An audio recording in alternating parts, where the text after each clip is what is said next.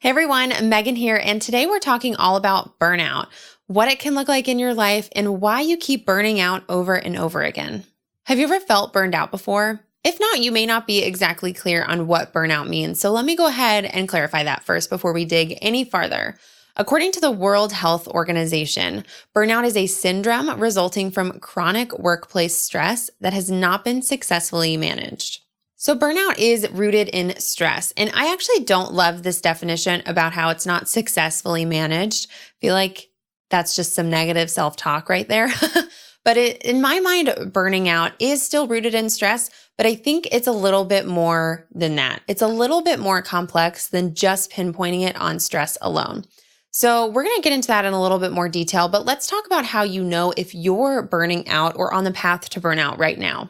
According to healthguide.org, there are quite a few different signs and symptoms of burnout on a physical, emotional, and behavioral level.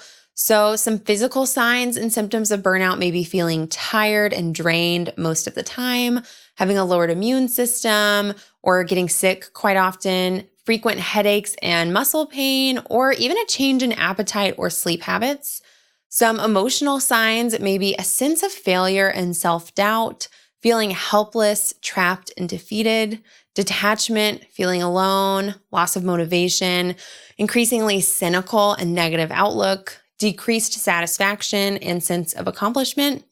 And some behavioral signs are withdrawing from responsibilities, isolating yourself from others, procrastinating or taking longer to do things than normal, using food, drugs, or alcohol to cope, taking out your frustrations on others, or maybe even skipping out on work or coming in late or leaving early. So that's a long list of different signs and symptoms of what burnout may look like in your life. Now, you don't have to have all of those in order to be burned out. And again, burnout is really rooted in that long-term chronic stress, but I think there's a little bit more of a holistic picture that's kind of missing from that initial definition. I think that when you're constantly stressed, it's your lifestyle that plays along with it that can either make or break why you keep burning out or why you don't burn out. I think it's your behaviors, your thoughts, and your feelings and your beliefs underneath the surface that change whether you burn out or not. And if your behaviors, thoughts, or feelings don't support your healthy lifestyle, support you living in a different way, and instead they foster stress and anxiety and overwhelm, then I think your tendency to burn out is just going to be so much higher. One of my good friends, Courtney Shaw, once told me that she felt burnout was like a pendulum. So a pendulum scientifically has to swing. When you pull it back one direction, it swings the equal distance, the opposite direction. And that's a lot of how our energy and our burnout can be. So when we pull the marble back, we pull the pendulum back one direction really, really far. We're just working so hard. We're grinding, we're pushing, we're stressed. We're just putting all of our energy into this one direction.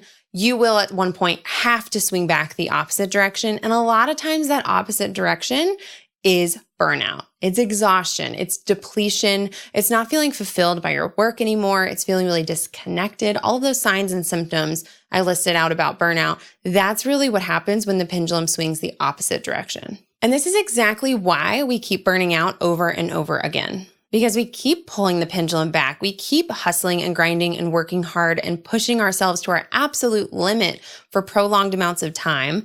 We swing the other way and burn out. And then instead of trying to find this middle spot of balance and equilibrium, or maybe gentle swings back and forth, a little natural ebb and flow, instead we go right back to pushing. As soon as we feel better, we haven't changed our thoughts, we haven't changed our feelings, we haven't changed our behaviors, and we just do exactly what we did the first time and push just as hard. And even if you think you've learned your lesson and you push slightly less hard, chances are you're still pushing that pendulum so much farther than you really need to. And when you just do it, you're going to pendulum swing back the other way.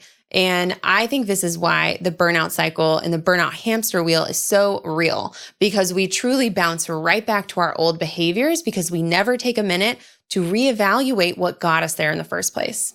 Working harder, using your time better, being more productive, finding the right strategy, none of those things will stop you from pushing your limit too far and pushing that pendulum too far.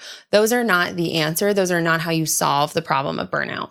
In order to truly ditch the burnout hamster wheel, you really have to work on those behaviors, thoughts, and feelings that lead to the burnout and the behaviors of burnout in the first place so that we can find a little bit more of a natural ebb and flow. We may never find that perfect balance and equilibrium, but we can find a really comfortable ebb and flow where we aren't experiencing these dramatic swings in the same way we are when we're burning out all the time. So now you know a little bit more about what burning out is, what it can look like in your life, those different signs and red flags that you might be burning out, as well as why it's so hard to quit the burnout hamster wheel. But if you really want to see significant change and transformation in your life and getting off the burnout hamster wheel, it's really important that you take the extra step and start making some changes in your life.